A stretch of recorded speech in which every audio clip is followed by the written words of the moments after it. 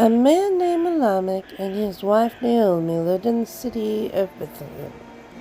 In the land of Judah, they had two sons named Mahlon and Chilion. This family liked living in Bethlehem because of all the friends and relatives lived there too. And Lamech's family and friends all worshiped God. Once a bad thing happened in Bethlehem. Rain stopped coming and crops stopped growing. Soon there was not even enough food for everyone to eat. And Lamech and Naomi decided to take their two sons and move to another country. They traveled to Moab. The people of Moab did not worship the Lord.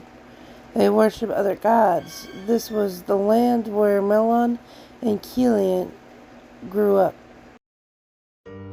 As time passed, Lamech died. Naomi's two sons, Mahlon and Chilion, married girls from Moab. They were not married for very long when another bad thing happened. Mahlon and Chilion died. Naomi and her two daughter-in-laws must have been so unhappy. Now there were no men in their family. Naomi heard that the famine in Judah was over.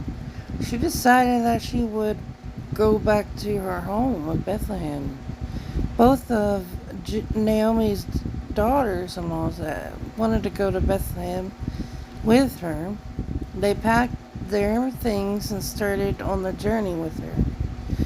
Naomi knew that it would be hard for the girls, Orpah and Ruth, to live in another country. Naomi loved the girls. She wanted them to stay with her, but more than that, she wanted them to be happy. She told them to go back to Moab and live with their families and friends. They were young. Maybe they would find new husbands. Orpah did decide to go back to her family. She was very sad to leave Naomi. But Ruth said, "I want to go with you, Naomi. I love you, and I want to take care of you. Who will look after you if I go back home? Don't ask me to leave you. Don't beg me not to follow you.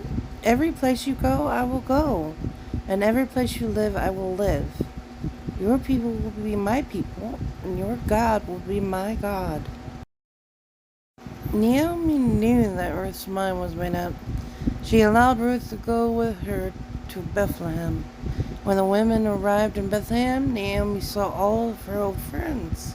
She told them all about the sad things that had happened to her family, and then she introduced them to Ruth.